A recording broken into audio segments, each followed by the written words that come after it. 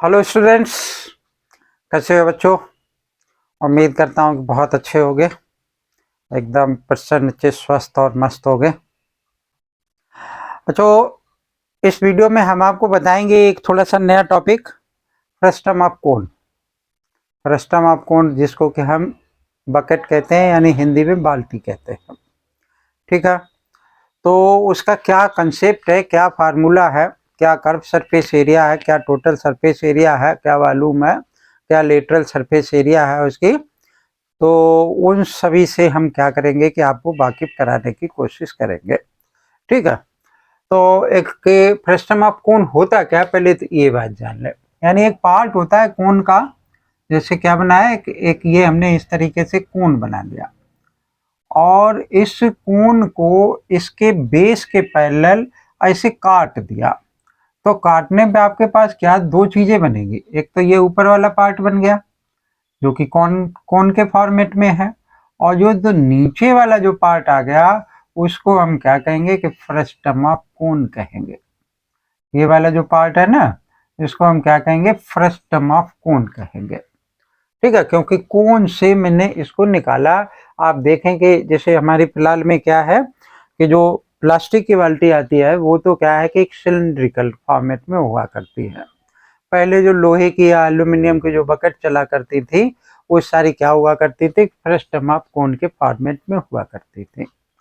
तो अब देखो, जैसे मैंने इसको काट दिया तो एक सर्कल ऊपर होगा, एक सर्कल नीचे की तरफ होगा, तो दो रेडियाई होंगे, यानी दो रेडियस होंगे। तो यहाँ से यहाँ तक इसका एक डायमीटर हो गया और दूसरा डायमीटर बच्चे यहाँ से यहाँ तक का हो गया। ठीक है, क्या किया आपने कि यहाँ से इस तरीके से एक परपेंडिकुलर ड्रॉ कर दिया, यानी जो सेंटर था ना वो सेंटर से सेंटर को मिला दिया। यहाँ से यहाँ तक हमने क्या मान लिया, आर मान लिया, स्मॉल आर। और यहाँ से यहाँ तक को क्या मान लिया कि कैपिटल आर मान लिया। मतलब दो बेस हैं, तो एक बेस का रेडियस क्या है, स्मॉल आर है, और दूसरे बेस का रेडियस मैंने क्या मान लिया कि कैपिटल आर मान लिया। ठीक है, यहाँ से ये हाइट हमेशा क्या होती है, वर्टिकल हाइट होती है, इसको हमने क्या मान लिया, एच मान लिया। और ये जो टेढ़ी सी है उसको जैसे यहाँ पर क्या कहते थे कि एल कहते थे, ऐसे ही फ्रस्टम ऑफ कोन में भी इसको मैंने एल कहा। अब देखो, सबसे पहले क्या है कि एल, एच और आर में क्या रिलेशन है उस पर फोकस कर लेते हैं। यहाँ से एक परपेंडिकुलर इस हाइट के पैरेलल इस तरीके से ड्रॉ कर दिया। अगर मैंने ड्रॉ कर दिया तो क्या होगा कि जितना रेडियस ये है उतना रेडियस ये हो जाएगा, और यहाँ से यहाँ तक आर है, कैपिटल आर है। तो ये वाला जो पार्ट बचेगा वो मेरा क्या होगा, कैपिटल आर में से स्मॉल आर माइनस करने पर आएगा। ठीक है ना, और ये तो हमें दिखाई दे रहा है, यहाँ से यहाँ तक क्या होगा, एच के बराबर होगा। तो ये जो एल है, यानी जो तिरछी ऊंचाई जिसको हम कह सकते हैं, या फिर जो स्लांट हाइट है, वो क्या है कि ये एल हमने लिख लिया कि एल क्या है कि स्लांट हाइट है, स्लांट हाइट है।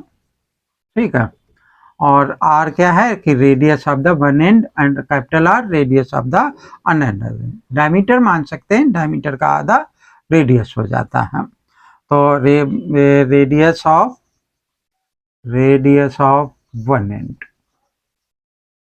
और कैपिटल और radius of the another and, radius of another and. ठीक है, और एल स्लांट हाइट है और एच क्या है, हाइट है, height of frustum of cone. अब इन तीनों में मुझे क्या निकालना है, रिलेशन निकालना। तो ये एक राइट एंगल ट्रायंगल बन गया, देखो ध्यान से, ये वाला क्या बन गया, एक राइट एंगल ट्रायंगल बन गया। तो इस राइट एंगल ट्रायंगल में हमें पता है कि ये राइट एंगल ट्रायंगल है, तो पाइथागोरस थ्योरम से क्या होता है कि एल का स्क्वायर बराबर क्या होगा, एच का स्क्वायर प्लस ये एल स्क्वायर बराबर किसके होगा, इसका स्क्वायर प्लस इसका स्क्वायर। या यहाँ अलग ट्रायंगल बना करके ऐसा देख ले, ऐसे ही तो ट्रायंगल है, यहाँ से यहाँ तक कितना है, capital R minus small R. ये क्या है, एच है, और ये क्या है, एल के बराबर है ना। तो एल की वैल्यू अगर हम निकालेंगे तो एल बराबर क्या आ गया, यहाँ पे मैंने लिख लिया आर माइनस स्मॉल आर का स्क्वायर। एल बराबर क्या हो जाएगा, इसका स्क्वायर रूट ले लेंगे, एच का square plus R minus R का स्क्वायर। ओके, ये बन जाएगा। तो ये तो बच्चे हुआ स्लांट हाइट। अब इसकी कर्व सरफेस एरिया, ये वाला जो पार्ट होता है ना उसको हम क्या कहते हैं कि कर्व सरफेस एरिया। जैसे हमारा ये कोन है तो वो सिलेंडर है, इसमें ये ऊपर वाला पार्ट क्या है कि कॉनिक। तो जो जैसे कोन का होता है ऐसे ये वाला पार्ट, ऐसे ही या सिलेंडर का ये वाला पार्ट, ऐसे ही इसमें भी ये वाला जो पार्ट है उसको हम क्या कहेंगे कि वो सी एस से होता है। उसका क्या फार्मूला होता है, यानी सी एस से curve surface area. Lateral surface area भी मान लेते हैं। तो कर्व सरफेस एरिया बच्चे इसका क्या होता है कि एक बार तो ये लिख लिया पाई आर एल और एक बार पाई आर एल ऐसा लिख लिया। इसमें क्या कॉमन दिखाई दे रहा है, पाई एल और आर प्लस आर, ये इसका कर्व सरफेस एरिया होगा। ठीक है ना। फिर मैंने क्या किया कि इसका टोटल सरफेस एरिया निकाला टी एस ए, यानी T S A total surface area क्या होता है इसका, टोटल सरफेस एरिया बच्चे एक तो curve surface area plus area of two ends. तो मैंने एक तो लिख लिया C S A plus 2 into area, 2 नहीं, दोनों बराबर नहीं है, दोनों अलग अलग है। तो एक pi are square, pi small r और दूसरा पाई कैपिटल आर का स्क्वायर, दोनों एंड्स का हमने क्या किया एरिया प्लस कर दिया, तो वो ये बन गया। अब सी एस ए कितना दे रखा है मुझे, ये दे रखा है, तो मैंने लिख लिया कि pi r l plus pi r l plus pi r का स्क्वायर प्लस पाई आर का स्क्वायर, यानी ये हमारा क्या बनेगा टी एस ए बन जाएगा। इसमें जो कुछ भी कॉमन, अगर आपको जैसे पाई सिर्फ कॉमन दिखाई दे रहा है, पाई के अलावा और कुछ चीज कॉमन दिख नहीं रही, तो पाई हम इसमें क्या कर सकते हैं कि कॉमन ले सकते हैं। तो पाई चलो कॉमन ले लिया, नहीं तो ये फार्मूला एक परफेक्ट फार्मूला है।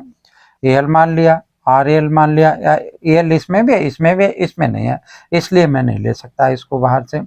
तो क्या कहाँ पहुंचे, आर आ गया और ये एल आ गया, पाई बाहर आ गया, तो स्मॉल आर का स्क्वायर प्लस कैपिटल आर का स्क्वायर। ठीक है ना, ये इसका टी एस ए बन गया। फिर बच्चे इसका वॉल्यूम क्या होता है, तो volume of the frustum of the cone, जब इसके हम क्वेश्चंस करेंगे ना तो बहुत अच्छा सा लगेगा। तो volume of the frustum of the cone क्या बना हमारे, 1/3 पाई आ गया, एच आ गया। ठीक है, फिर हमने क्या लिख लिया कि आर का स्क्वायर प्लस आर का स्क्वायर और प्लस आर इंटू आर, ये हमारे पास क्या होता है कि वॉल्यूम होता है। जैसे 1/3 पाई आर स्क्वायर एच एक कोण का वॉल्यूम हो गया, फिर दूसरे कोण का volume 1/3 pi are square H दूसरे कोण का वॉल्यूम हो गया, फिर ये एक आर प्लस वो आर और आर फिर से आ गया।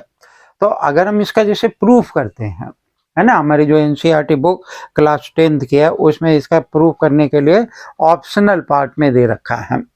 तो अगर हम इसका प्रूफ करते हैं तो बहुत डिटेल में बहुत लेंदी सा प्रूफ है, सिमिलर ट्रायंगल यूज करेंगे, वहां से हम क्या करेंगे कि इसका प्रूफ निकाल करके लाएंगे। ठीक है ना। तो ये बच्चे कुछ फार्मूले थे किससे related, frustum of the cone यानी बकेट से रिलेटेड। अगर कोई इन फार्मूलों को भूल जाता है तो वो सिमिलर ट्रायंगल से क्या हो सकता है, इन चीज़ों को निकाल सकता है, इनके एरिया और सरफेस एरिया और वॉल्यूम जो कुछ भी है वो वहाँ से आसानी से फाइंड आउट कर सकता है। बहुत ही अच्छा। ये फ्रस्टम ऑफ कोन बच्चे क्या है कि कॉनिक सेक्शन एक चैप्टर है क्लास 11th में, तो वो कॉनिक सेक्शन जो चैप्टर है उसमें भी ये फ्रस्टम ऑफ कोन, एक पैराबोला, हाइपरबोला और सर्कल ये वगैरह वगैरह ये सब चीज़ें वहाँ पर हम बताया करते हैं। फिलहाल मैं इस वीडियो में मैं आपको इसके लिए इतना ही बताऊंगा। ठीक है, आप इनको फार्मूलों को अच्छे से लर्न करें और ये फ्रस्टम ऑफ द कोन से रिलेटेड फार्मूले हैं। ठीक है, वीडियो अच्छी लगे तो ज़रूर लाइक करें, चैनल अगर सब्सक्राइब नहीं कर रखा तो उसको सब्सक्राइब कर लें। थैंक यू, जय हिंद।